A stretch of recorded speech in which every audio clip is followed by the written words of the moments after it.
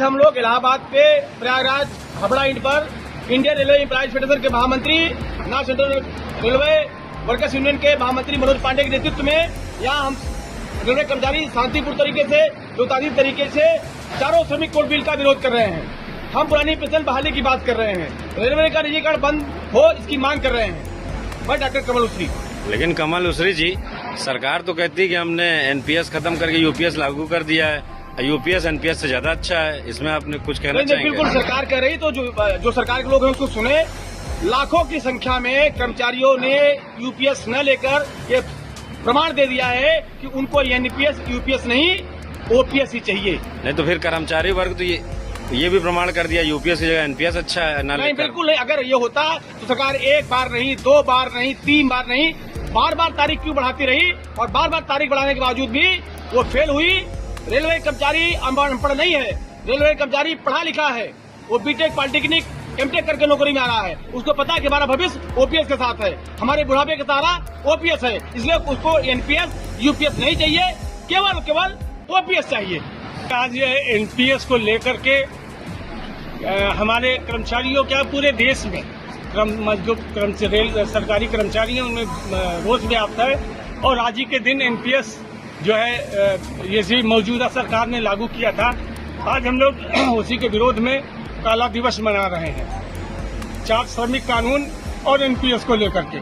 और निश्चित तौर से हमारे कर्मचारियों ने कई बार ये साबित किया है कि हमें एनपीएस यूपीएस कुछ नहीं चाहिए, हमें केवल ओपीएस चाहिए।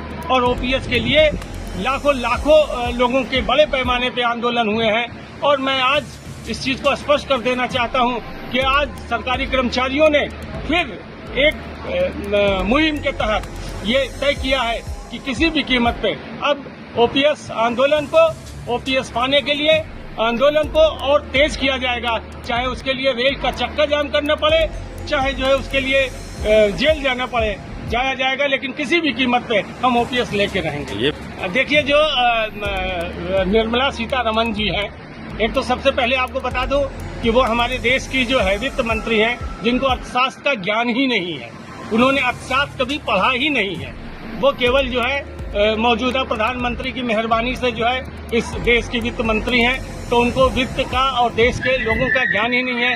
हम कह रहे हैं 800 कुछ रुपए उन्होंने बताया है, आप बता रहे हैं। हम कह रहे हैं कि वो 1800 रुपए ले लें और अपना जो है जीवन यापन कर लें, तो मैं जिंदगी भर उनकी गुलामी करूंगा। ऐसा कुछ भी नहीं है। हम रेल कर्मचारी, हम सरकार, सारे मजदूर किसानों का ये मांग है कि जो ये 4 श्रम कानून है, जिसमें हमें हमारे अधिकार से लड़ने से वंचित किया जा रहा है। हमारे श्रम के घंटे जो है उस पे जो है उन्होंने जो है वो करा दिया है। जो हमारा निर्धारित 8 घंटा था उसको भी खत्म कर रहे हैं। इन सब चीजों का हम विरोध कर रहे हैं। हमें जिस तरह से हम अपने हक और हकूक के लिए लड़ते रहे हैं, वो श्रम कानून को हम कतई बर्दाश्त नहीं करेंगे और किसी भी कीमत पर इस श्रम कानून को लागू नहीं होने देंगे।